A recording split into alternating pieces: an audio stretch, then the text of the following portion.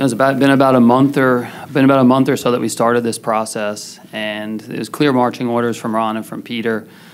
We feel like we have a talented group of young individual players, and looking for a manager that can turn that group into a World Championship caliber team. We sat down that first day, about a month, myself, Ron, and Peter, and started to map out things that we wanted to see, characteristics, criteria we wanted to see in our next manager. Somebody that can connect with individual players, guys that have different backgrounds. Obviously, in a big league clubhouse, you have 25 different individuals, come from all different skill levels, all different experiences and different backgrounds, and somebody connect with those players. Somebody that those players are going to want to run through a wall for, somebody that they're going to want to play for, they're going to be proud to play for. We talked about somebody that had knowledge and content. Obviously, a lot goes into the game of baseball. It's a detailed game. It's a highly skilled game, and somebody that can transfer that knowledge and that experience to our talented group that we have right now at the big league level. And somebody that makes it fun. You know, you hear a lot about the grind of baseball. You hear that the season's a grind. You know, there are moments where we feel that way, but ultimately it's a game, and it's a game that the players have to enjoy it. They have to enjoy being on the field. They have to do it with a smile. As we sat down as a group, Ron, Peter, and myself, we looked at that checklist and said we wanted somebody that can check all those boxes. And for us, it was pretty clear that the checklist that we looked back on from day one when we started this process, that Jayce was the right person at the right time with the right experiences, and he was the person that when we got done with the process was clearly the choice for us as the manager of the Padres. So with a lot of pleasure, I introduced Jayce Tingler as the next manager of the San Diego Padres.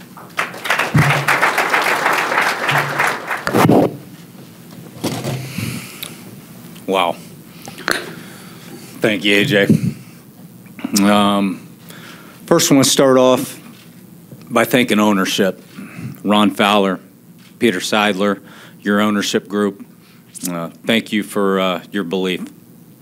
AJ, I cannot wait to move forward. I cannot wait to build relationships. And ultimately, I can't wait to be a part of a group that brings a championship to the city of San Diego. So thank you. How do you balance the challenges of being a first-time manager in the big leagues with the goal to win now in 2020? I think you got to draw back on past experience from people that you've seen. And I think the reality is I'm going to have a group around me that is supporting that. We're going to have people around that is going to help through that process. But I've seen managers. I've seen over my years. I've had a lot of talks. I've drawn their experience. So I'm probably going to lean back on some of those talks and how I've seen it. And also I'm going to rely on a team. I'm going to rely on a team of whether that's the staff, whether that's front office, but people that have been there as well. I assume you watched the World Series? A little bit, yeah. Assume you've seen a lot of this team that you're taking over. How close or how far is this team, the Padres, from the World Series? Sure. I think when you watch those two teams and when we talk about expectations, those two teams have championship qualities, and I think those are the qualities and expectations that I think us as a group here are going to demand. From a talent-wise, I don't know. I think we're maybe closer than maybe what seem or think. But the way the Nationals in Houston play, they've got pitchers that are ultra-aggressive in the zone. They're on the attack. I see two offensive groups that are incredibly disciplined in the zone. They lay off pitches out of the zone. They battle. They fight to get barrel to ball and get the ball between the lines. I see groups that are extra aggressive on the base paths, and they play tremendous defense. And to me, and I think to us here, that's championship level baseball, and that's kind of the expectations I think we're going to be hoping to set going forward. A lot of talk about that you've never managed before. What do you think you bring, and why were you the best choice? I can't speak on the second part of that. I don't know, who they spoke to and the other guys out there. I only know really my journey. I've been around a lot of very good baseball men. I've had an ability to connect with players. I may be a little bit new school and a lot of bit old school. I think at the end of the day, it's about people. People play the game. Players play the game. And I'm just really interested in working with the staff that can build relationships with players and can push players and hopefully get the best out of them. And I'm hoping if we double down on some of those fundamentals that we've got a chance to be ultra successful here. You talked about relationships. I assume maybe you've talked to a couple of veterans like Machado and Hosmer. If you have, what kind of message were you trying to relay? Or if you haven't, and when you get the opportunity, what do you want to say to those guys in the clubhouse?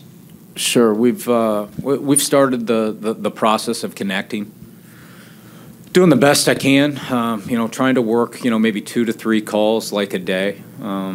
We've got other things going on, in the process. But I think like number one is just establishing, relationships and starting to build. And I hope they understand, my expectations. I don't expect to gain their confidence because of this title. I don't expect to have that right off the bat. But I do believe that, I'm asking the group to be open-minded.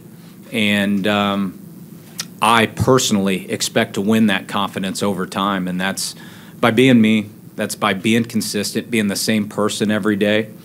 And I look forward to continuing to connect on the phone. I look forward to connecting face-to-face, eyeball to eyeball. And the reality is if we show up in spring training, and that's one of the first times I'm meeting the group, we're probably 2-3 months behind, and that sure seems like a recipe for not something I think we're looking forward to. As far as never managing in the major leagues, look, I'm going to make mistakes. And my guess is the players at some point are going to make mistakes, so we already have common ground. Now let's, go forward.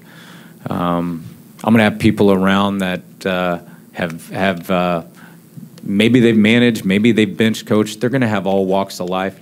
I've been fortunate enough the last 5 years, I've been very involved with the Major League team in Texas. And in 3 years of almost serving as a second bench coach, it may not be perfect, but I've managed a lot of games in my mind and gone through scenarios. And now the National League is new to me. So, I think like just establishing a couple things. Like I'm going to need to learn. I'm going to need to grow. I'm going to make mistakes. But I look forward to growing from those mistakes and doing it quickly. Experiences. And I think the biggest way you combat it is you game plan early. You run through scenarios in your head. Those things come up.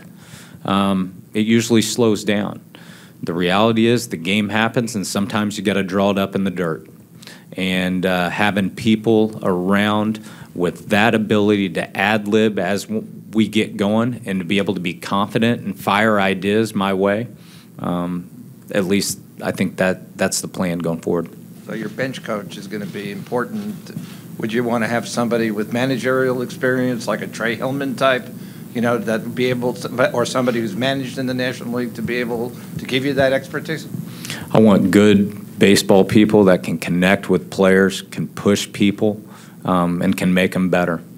This is my first managing job, and I don't think a lot of managing jobs, first time when you come into a situation, have pitchers like Paddock, like Richards, like Lamet, have two catchers, one defensively in Hedges, upside of Mejia offensively, switch hitter with a cannon.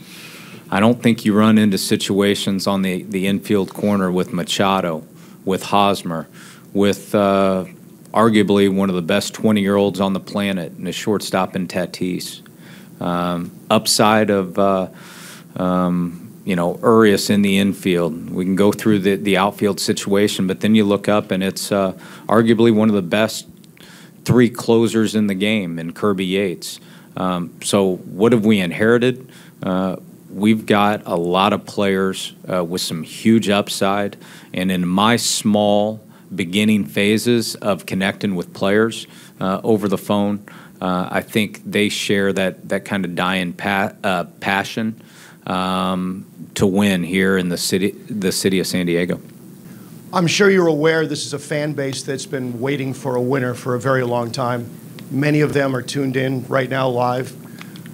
Could you speak to them and tell them why they should be excited about you as a manager and about this team going into 2020?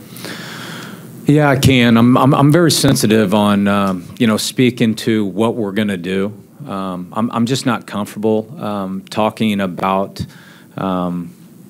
what the plan is before I've had an opportunity to meet the players face to face and have that message. But I can speak briefly on some of the expectations. I believe we're going to have a group that prepares. Number one, we're going to have a group that works, not just talks, but works. We're going to look for ways to come together as a group. I believe in cohesiveness. I believe in chemistry. And I think, like, for the fans, look, I've got two boys. It's important the way we play the game. It's important the way we prepare. I want to see a team that runs the bases, that catches the ball, that throws the ball to the right base. I want to see a group of pitchers that are on the attack, not afraid to get hit, but on the attack. I want to see a group of hitters that become disciplined in the zone, that can pressure the zone. I'm not saying we sit up there and take, but I'm saying we're hoping to have a team that can pressure the zone, move the bat, get the barrel of the ball, hit it between the white lines, and run the bases. I want to see an environment that is created to where they're allowed to make mistakes. And if they're aggressive mistakes and they're educated mistakes, probably going to celebrate that. I want to see a group of players have fun. I want that energy radiating off. I hope, as these things are talked about, to the fans, I hope that's an experience when they have that they can feel that. So that would be, I think, our message. Again, I'm not comfortable, without meeting with the players, face to face. I think those things are, a little bit personable. But with that being said, that's, I think, kind of the vision that this group talked about.